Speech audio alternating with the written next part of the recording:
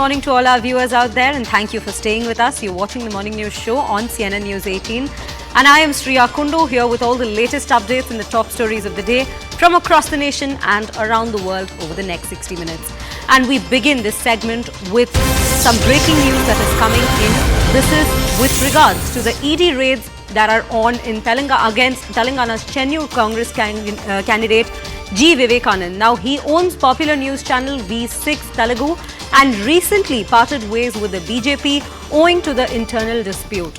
Now, ED raids are going on in 8 to 9 locations is what we are learning right now. We will get more details from our reporter Shankar Anand, who is joining us live on this broadcast to bring us more details into this particular breaking piece of information that we are bringing you. Shankar ji, आप हमें ये बताइए कि क्या reasons है, क्या lead मिला है ईडी को ये रेड्स कंडक्ट करने के लिए?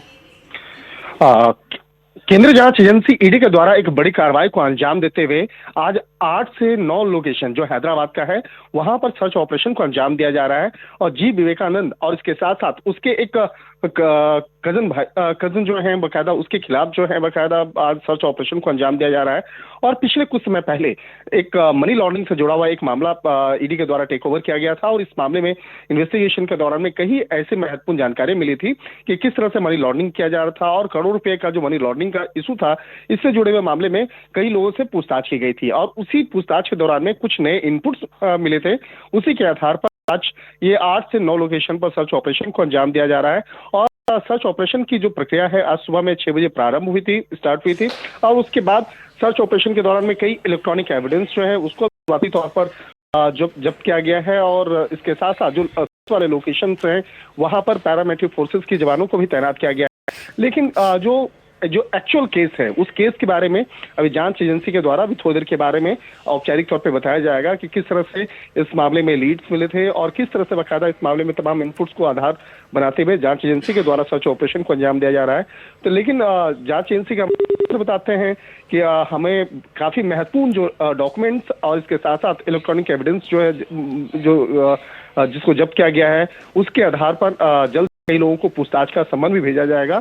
लेकिन जो पूछताछ अभी सर्च ऑपरेशन का जो प्रोसेस है वो स्टार्ट हो चुका है और ये सर्च ऑपरेशन देर शाम चलने की उम्मीद है।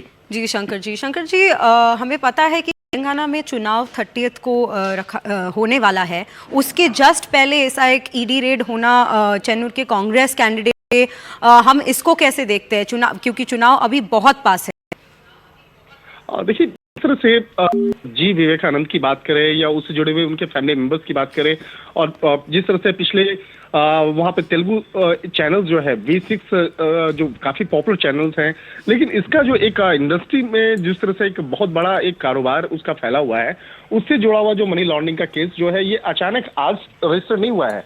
इसके बारे में हमारे सोर्स में उनका कहना है कि ये मामला पिछले काफी समय से इन्वेस्टिगेशन जा रहा था और इस मामले में बहुत पहले ही केस को टेक ओवर करने के बाद जो तमाम इनपुट्स तमाम सबूतों को इकट्ठा किया गया था उसके बाद ये सर्च ऑपरेशन की प्रक्रिया चल रही है।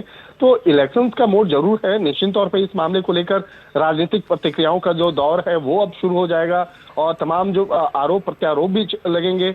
और जिस तरह से चाहे बात करें बीजेपी, कांग्रेस, इन तमाम जो बड़े राजनीतिक पार्टी हैं उनके द्वारा आरोप प्रत्यारोप आपस में जरूर इसमें शुरू हो जाएगा।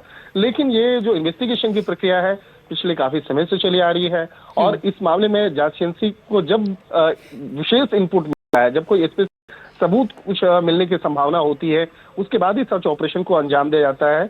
तो कहा जा सकता है कि पिछले कुछ दिनों के दौरान में जो तमाम सबूतों को इकट्ठा किया गया और उसी तमाम सबूतों के आधार पर आज ये सर्च ऑपरेशन की प्रक्रिया को अंजाम दिया जा रहा है। और सर्च ऑपरेशन के दौरान में किस तरह के सबूत मिले हैं, किस तरह से तमाम इक्विपमेंट्स को जब्त किया गया, इन तमाम मामलों पर तकरीबन 11 से 12 बजे के बीच में जांच एजेंसी के द्वारा औपचारिक तौर पर बताया जा सकता है। जी शंकर जी, हमें ये सारी जानकारी देने के लिए शुक्रिया।